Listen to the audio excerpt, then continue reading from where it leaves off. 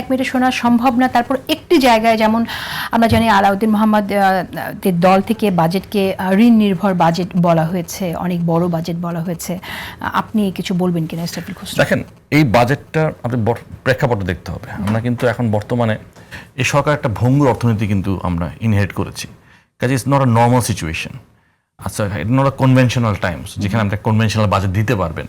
So এই বাজেটটা নিয়ে অনেক বছর ধরে কিন্তু কাজ করার চিন্তা ভাবনা করা হচ্ছিল, ঠিক আছে। এটা হয়তো বা একটা বাজেটের মাধ্যমে পুরো জিনিসটা কিন্তু আমি সামনে এসেছে। এখানে কিন্তু দুটো কি এলিমেন্ট হলো। একটা প্রথমত হচ্ছে ইনক্লুসিভ হতে হবে, কারণ বর্তমানে অর্থনীতির যে অবস্থা আছে, মুদ্রাস্ফীতি আছে, হাই আনএমপ্লয়মেন্ট।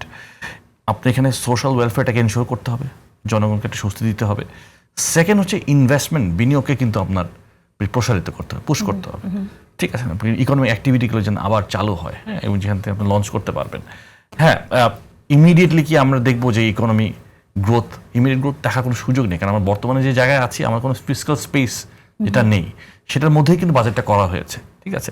সো এই বাজেটটা বেসিক্যালি অনেকগুলো চ্যালেঞ্জেস আছে, বাট এই চ্যালেঞ্জের মোকাবেলা করার জন্য কিন্তু বাজেটে কিন্তু কিছু জিনিস আপনি দেখবেন। আমরা এখানে একটা ঋণ ভিত্তিক ইকোনমি থেকে, যেটা আমরা গত 17 বছর দেখছি, মানে সরকার ঋণ নিয়ে গেছে, ঋণের বোঝা কিন্তু জনগণের উপর চাপিয়ে দিয়ে গেছে।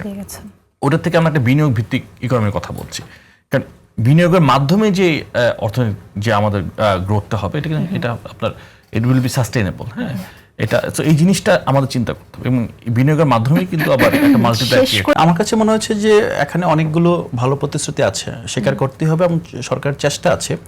বাট সরকারের একটা জায়গায় বড় আপনার মিসম্যানেজমেন্ট আছে, যেটা হলো যে হয়তোবা আমার পাশে যিনি আছেন তার শ্রদ্ধেয় পিতা এই বাজেটের সাথে যুক্ত হতে, তার হাত ধরে বাজেটটা আসছে।